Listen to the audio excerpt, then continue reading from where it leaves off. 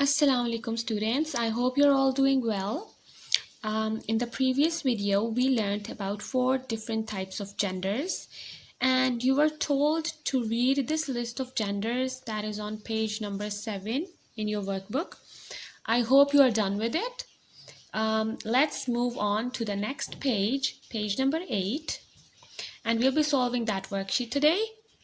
Hey students, open page number 8 in your workbooks, and this is worksheet number 7. The question number 1 is, write the feminine nouns for the following masculine nouns in the blanks. So they have given you a list of masculine nouns, and you have to write the feminine nouns in front of these masculine nouns in these blanks. Now let us read what these masculine nouns are. The first one is bull. The feminine of bull is cow. The second one is hero. The feminine for hero is heroine. The third one is king. The feminine for king is queen. The feminine for landlord is landlady. The feminine for fox is vixen. The feminine for emperor is empress. And the feminine for drake is duck. For lion, it is lioness. For actor, it is actress. The feminine for servant is maid. The feminine for master is mistress. The feminine for rooster is hen. The feminine of nephew is niece. And that of deer is doe. Now you have to recall the list that is given on page number 7 in order to write down the feminine of all these masculine nouns. You have to read the list a few times, and only then you will be able to write these feminine nouns. Let us read question number 2 now. Write the names of the nouns by filling the missing letters. So they have given you hints over here, and they have written incomplete words over here, and you are going to complete the words by filling in these blanks. Let us read the hints. Number 1 is male or female infant. A male or female infant that starts with a B, and they have written an A as well. So what would it be? It's a baby. You are going to write a B over here and Y here, and you are going to complete the word, and this word is baby. Number 2, man or woman. That starts with a P, then they have left a blank, or S, and they left 2 more blanks. So what is a man or woman that starts with a P? It's a person. Number 3, mother or father. That starts with a P and ends with a T. And it has an R in it as well. So what could it be? It's a parent. P-A-R-E-N-T. Number 4, the last one.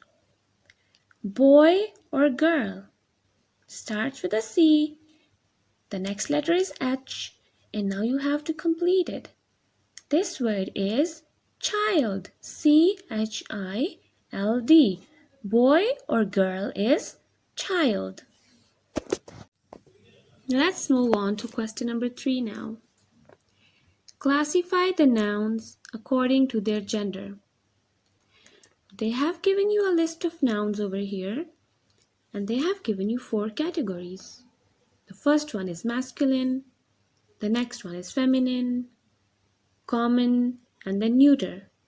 So you have to read these nouns and you have to write them in the correct category. Alright, let us read the words now. The first word is patient. In which category are we going to place patient? Is it masculine?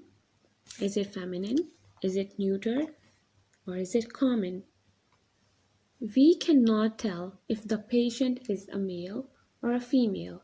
And for words which we cannot decide if it is a male or female, we are going to write it in the category of common, because we cannot tell if this patient is male or female.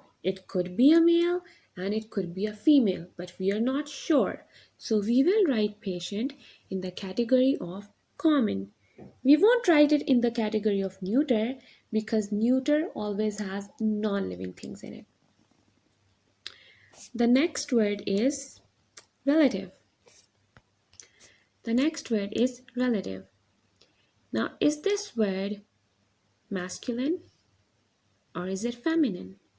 It can be both. Okay, so words that can be both masculine and feminine will be written under the category of common.